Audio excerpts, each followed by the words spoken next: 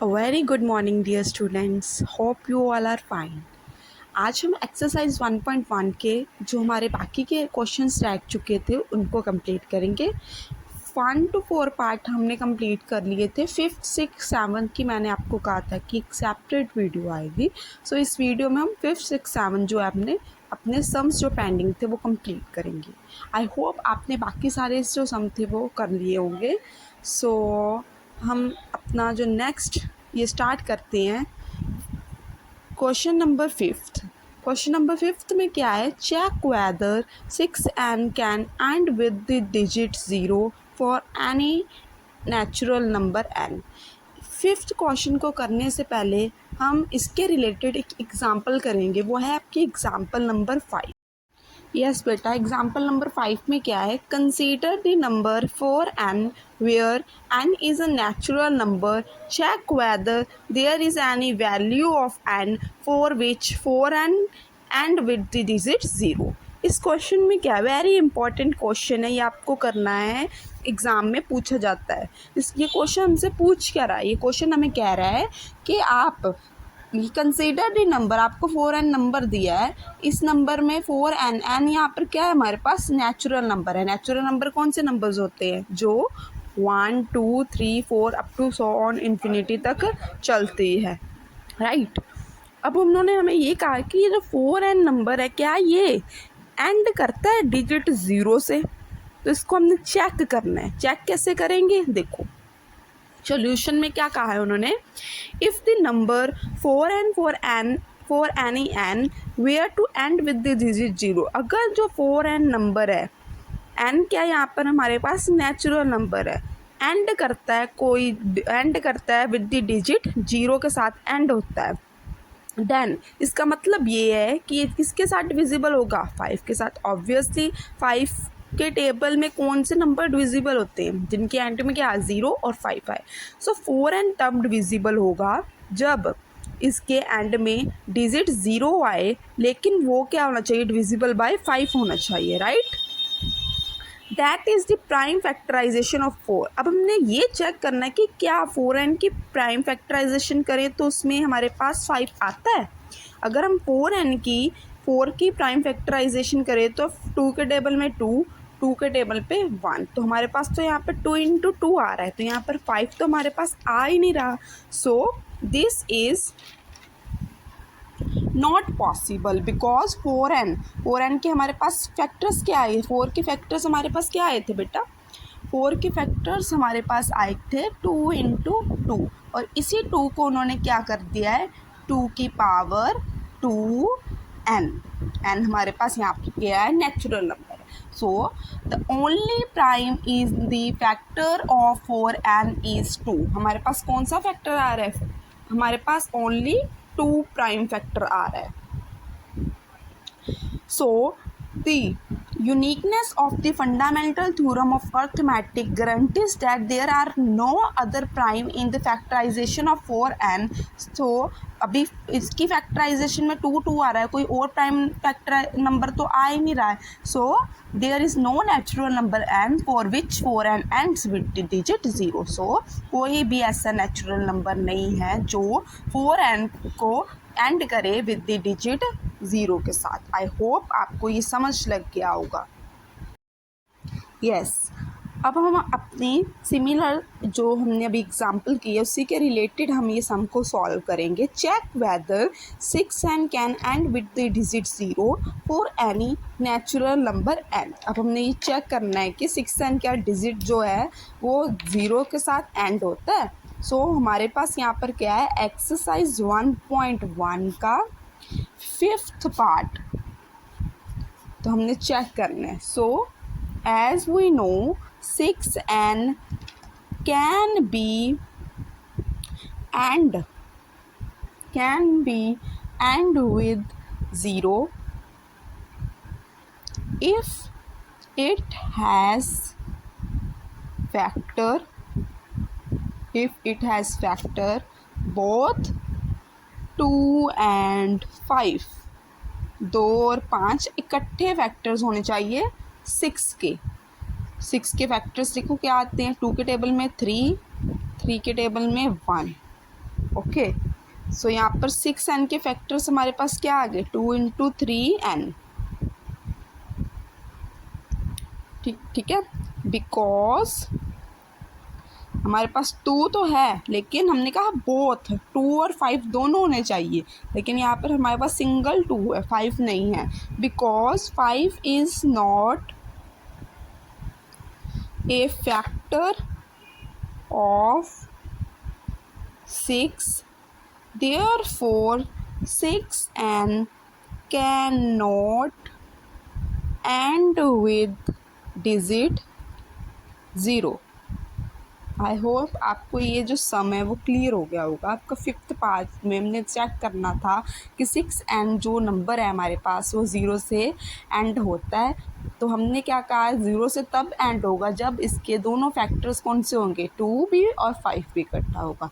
जब हमने इसकी प्राइम फैक्टराइजेशन सॉल्व की तो प्राइम फैक्टराइजेशन में हमारे पास फैक्टर्स कौन से आए, 2 एंड 3, लेकिन हमें 5 भी चाहिए था। Because 5 is not a factor of 6, therefore 6n cannot end with digit 0। तो ये आपका इम्पॉर्टेंट क्वेश्चन है, आपको ये ज़रूर करना है। आई होप आपको ये दोनों क्वेश्चन एग्जाम्पल के साथ और क्वेश्चन के साथ रिलेट करके इस दोनों समझ लग गए होंगे, राइट। अब हमारे पास जो नेक्स्ट सम है वो क्या है, उन्होंने कहा है explain why 7 into 11 into 13 plus 13 and 7 into 6, ये सारी टर्म जो है आर कंपोजिट नंबर। ठीक है, हमने ये एक्सप्लेन करना है कि ये कंपोजिट नंबर है कि नहीं है। कंपोजिट नंबर जब स्टार्टिंग में चैप्टर में मैंने आपको बताया था, कंपोजिट नंबर कौन से नंबर होते हैं। Composite number is a number in which there is a factor more than 1। एक से ज़्यादा जब फैक्टर्स बनते हैं किसी इक्वेशन के, उसको हम क्या कहते हैं, कंपोजिट नंबर। सो अब हमने इनको चेक करना है 1 बाय 1 कर कि ये कंपोजिट नंबर्स हैं कि नहीं हैं। जी हाँ बेटा, ये आपके जो है दोनों 6th पार्ट की क्वेश्चंस मैंने लिख दिए। अब हमने इसका और इसको चेक करना है कि ये कंपोजिट नंबर्स शो करते हैं कि नहीं करते। फर्स्ट ऑफ ऑल इसको करने से पहले ये देखो, ये इक्वेशन आपको दी है, हमने चेक करना है कि उन्होंने कहा explain why 7 into 11 into 13 plus 13 are composite number. ये कंपोजिट नंबर क्यों है। सबसे पहले आपने क्या करना है, टेकिंग 13 एज कॉमन, क्योंकि यहाँ पर हमें 13 जो है वो सेम नंबर दिखाई दे रहा है, तो इसको हम क्या करेंगे, कॉमन निकाल लेंगे। जब हम 13 को कॉमन निकाल लेंगे, अंदर ब्रैकेट में हमारे पास क्या रह जाएगा, 7 इंटू 11 इंटू क्या रह जाएगा हमारे पास, 13 तो बाहर चला गया है ना, एक 13 बाहर चला गया, एक 13 ये भी 13 बाहर चला गया, तो 7 इंटू 13 इंटू यहाँ पर प्लस का 1, राइट। मतलब ये हमारे पास क्या आ गया, 13 इंटू 7 इंटू 11 प्लस 1 हमारे पास आ गया। नेक्स्ट जब हम इसको सॉल्व करेंगे तो हमारे पास क्या आ जाएगा, 13 इंटू 7 इंटू 11 हमारे पास क्या होता है, 77 प्लस 1।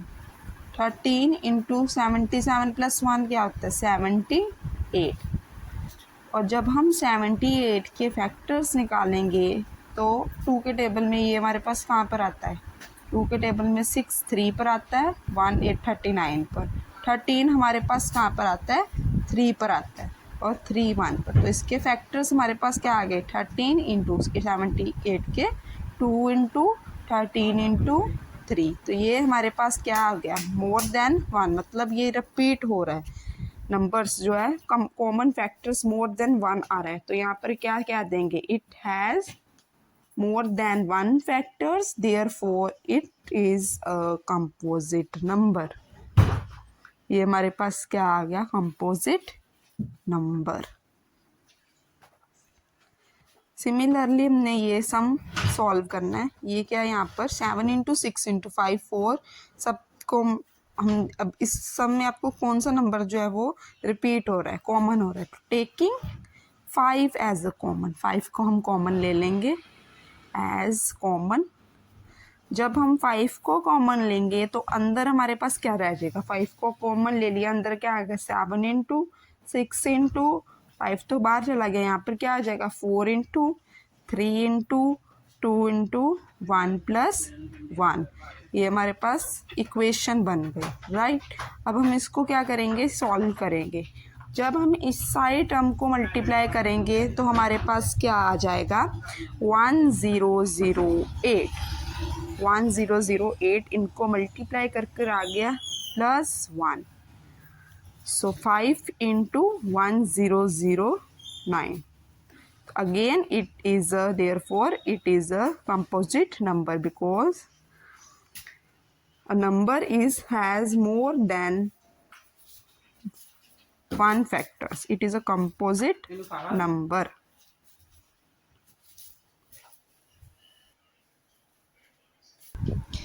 Next, 7th question क्या है, there is a circular path around a sport field. Sonia takes 18 minutes to drive one round of the field while Ravi takes 12 minutes for the same.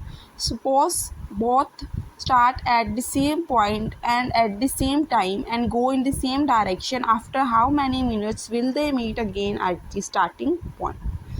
अब हमने ये क्या कहा गया है, देखो क्वेश्चन नंबर 7 को ध्यान से समझो।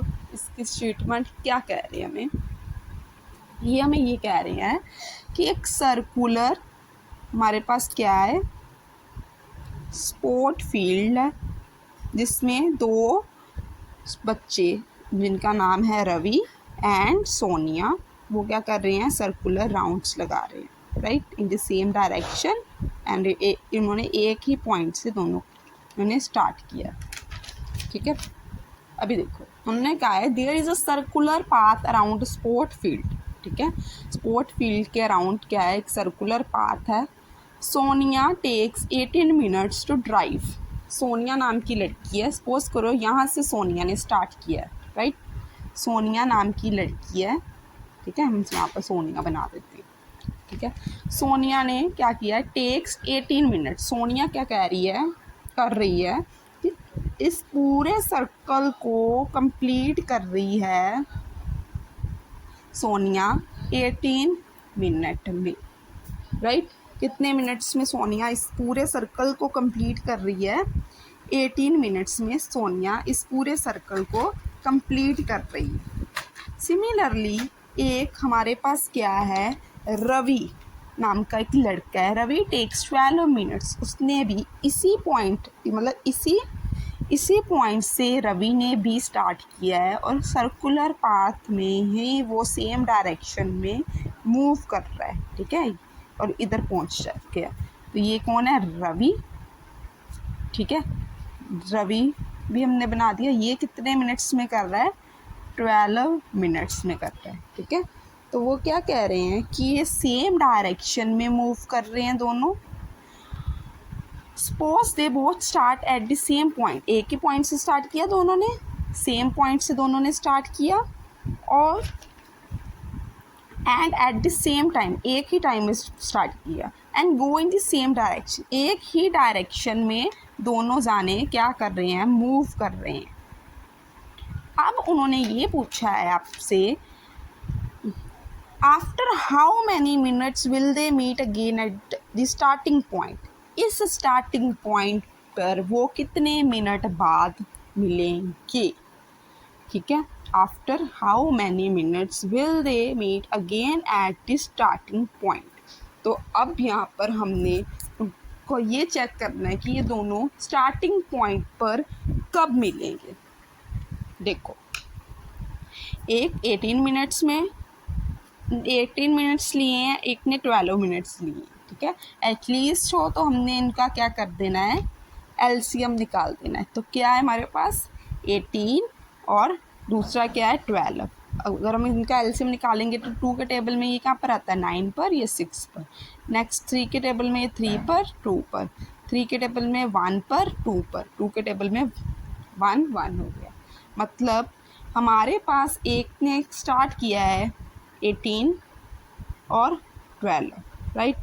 अब यहाँ पर क्या है, जब हम इसका एलसीएम निकालेंगे तो हमारे पास एलसीएम क्या आएगा, 2 इंटू 3 इंटू 3 इंटू 2, 2 3 का 6, 3 2 का 6, 6 इंटू 6 36। इसका मतलब 36 मिनट्स के बाद ये दोनों आपस में एक स्टार्टिंग पॉइंट पर मिलेंगे। After 36 minutes, after 36 minutes they will meet again at the starting point। I hope आपको ये समझ लग गया होगा कि यहाँ पर हमने एलसीएम क्यों निकाला है, और ये क्वेश्चन की स्टेटमेंट भी आपको क्लियर होगी, राइट। तो 36 मिनट्स बाद रवि और सोनिया एक सेम पॉइंट पर जहाँ से हमने स्टार्ट किया था वहाँ पर मीट करेंगे। So this is very important sum. आपको कोई भी सम बोर्ड के लिए छोड़ कर नहीं जाना है, सारे सम्स को एक बार गो थ्रू करना है। आपकी एक्सरसाइज 1.1 के सारे सम्स 1 to 7 तक कंप्लीट हो चुके हैं। If you any type of query you can tell me in comment section. Okay, next exercise की वीडियो भी आपको जल्द ही मिलेगी। अभी के लिए आप ये जितने भी सम्स करवाए हैं इनको रिवाइज कीजिए। थैंक यू बेटा।